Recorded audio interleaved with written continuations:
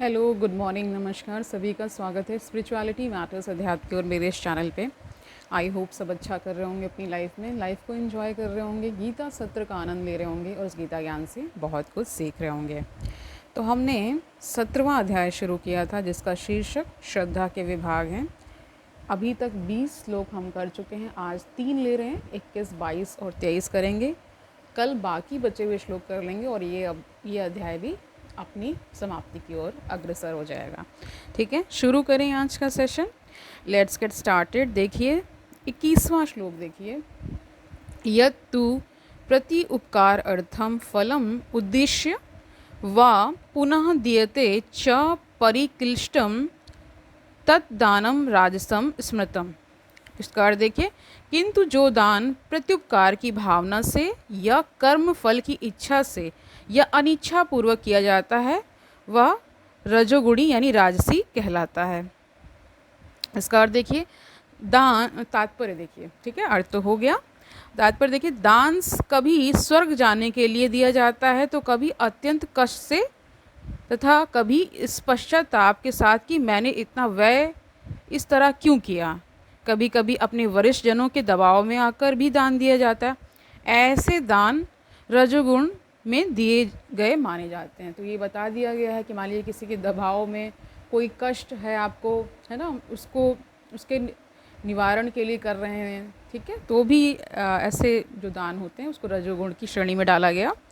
ऐसे अनेक दातव्य न्यास हैं। न्यास का अर्थ होता है ट्रस्ट, जो उन संस्थाओं को दान देते हैं जहाँ इंद्रिय भोग का बाजार गर्म रहता है। वैदिक शास्त्र ऐसे दान की संस्तुति नहीं करते, केवल सात्विक दान की संस्तुति की गई है। तो ऐसे दान को अच्छा नहीं माना जाता है, केवल सात्विक जो दान होता है उसी को वेद शास्त्र संस्तुति करते हैं। ठीक है, 22वां श्लोक देखिए। आदेश काले यत दानम अपात्रेभ्य च दीयते असत्कृतम अवज्ञातम तत्ताम सम उदाहृतम। ठीक है, तो अर्थ देखिए, तथा जो दान किसी अपवित्र स्थान में अनुचित समय में किसी अयोग्य व्यक्ति को या बिना समुचित ध्यान तथा आदर से दिया जाता है वह तामसी कहलाता है। इसका तात्पर्य देखिए, यहाँ पर मद्यपान तथा दूध कीड़ा में व्यसनी के लिए दान देने को प्रोत्साहन नहीं दिया गया है।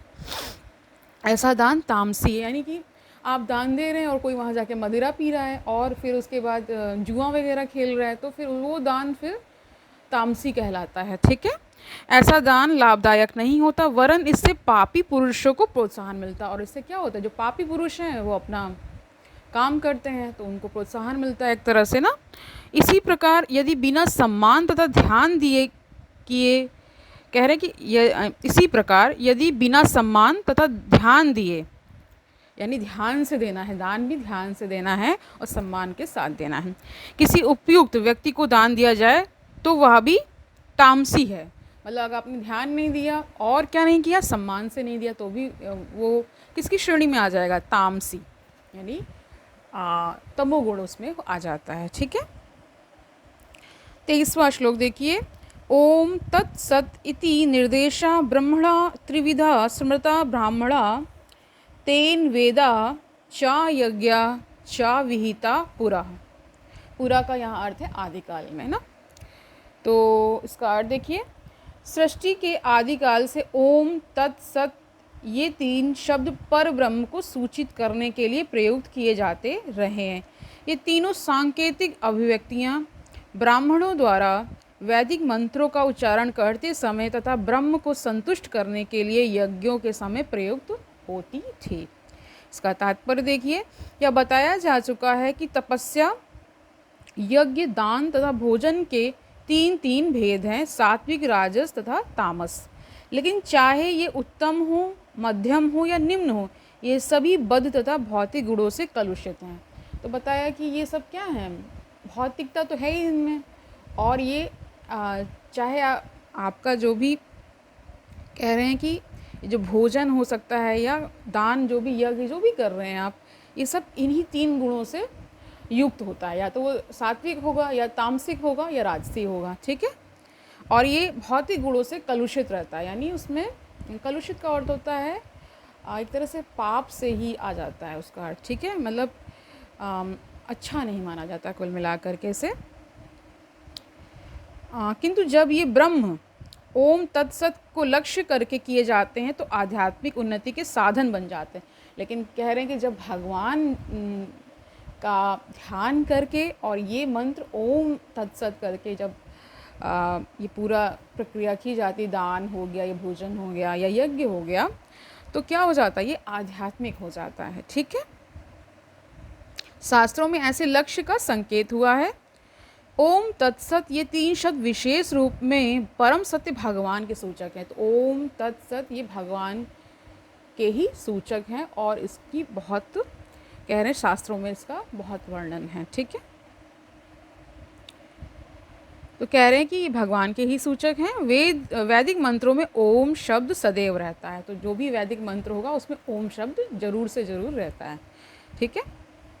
जो व्यक्ति शास्त्रों के विधानों के अनुसार कर्म नहीं करता उसे पर ब्रह्म की प्राप्ति नहीं होती। यानी कि शास्त्र के विधानों को आपको स्पेशली मानना है ना, एकदम ध्यान से, और जो भी शास्त्र नियम है उनका पालन करते हुए करेंगे, तभी क्या होगा, भगवत प्राप्ति होगी या पर ब्रह्म की प्राप्ति होगी, ठीक है। भले ही उसे क्षणिक फल प्राप्त हो जाए लेकिन उसे चरम गति प्राप्त नहीं हो पाती। तात्पर्य यह है कि दान यज्ञ तथा तप को सत्वगुण में रहकर करना चाहिए। रजो या तमोगुण में संपन्न करने पर यह निश्चित रूप से निम्न कोटि के होते हैं।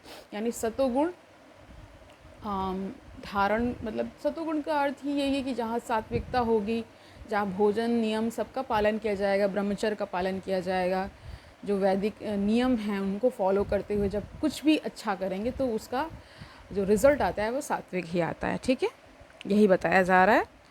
रजो या तमोगुण में संपन्न करने पर ये निश्चित रूप से निम्न कोटि के होते हैं। ओम तत्सत शब्दों का उच्चारण परमेश्वर के पवित्र नाम के साथ किया जाता है। उदाहरण के लिए ओम तद विष्णु, ठीक है। जब भी किसी वैदिक मंत्र का या परमेश्वर का नाम लिया जाता है तो उसके साथ ओम जोड़ दिया जाता है, समझ गए।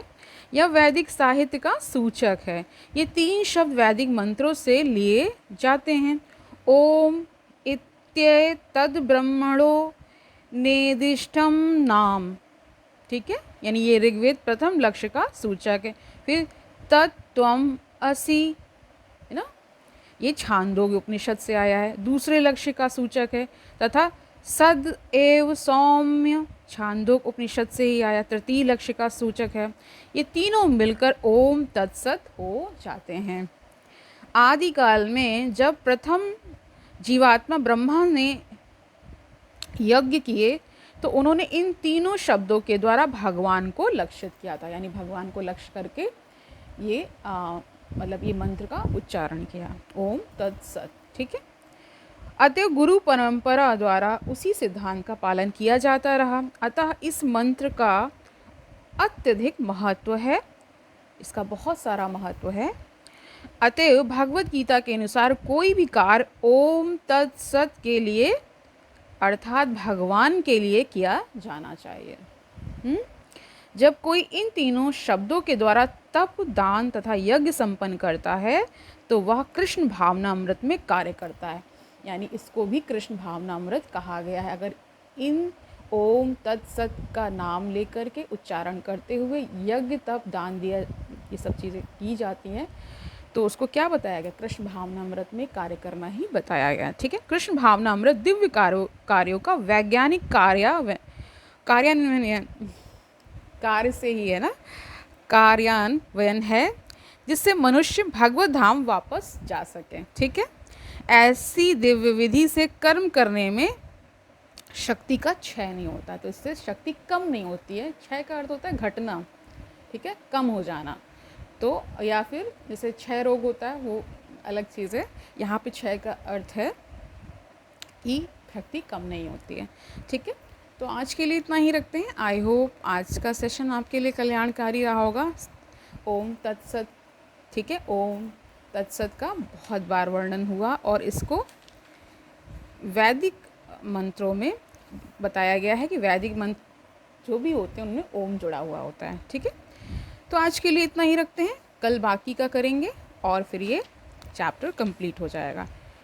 तो तब तक के लिए क्या करना है, आनंद से रहना है, सुखपूर्वक अपना जीवन व्यतीत करना है, दूसरों को सुखी करना है और ये भी याद रखना है कि ये गीता ज्ञान कितना आवश्यक है। ठीक है, आध्यात्मिक ग्रंथों का अध्ययन करते रहिए, हरे कृष्ण मंत्र का जाप करते रहिए। ठीक है, और इसी तरह फिर क्या होगा, आप इस सन्मार्ग पर आगे बढ़ते जाएंगे। कल मिलते हैं, तब तक के लिए हरि ओम तत्सत।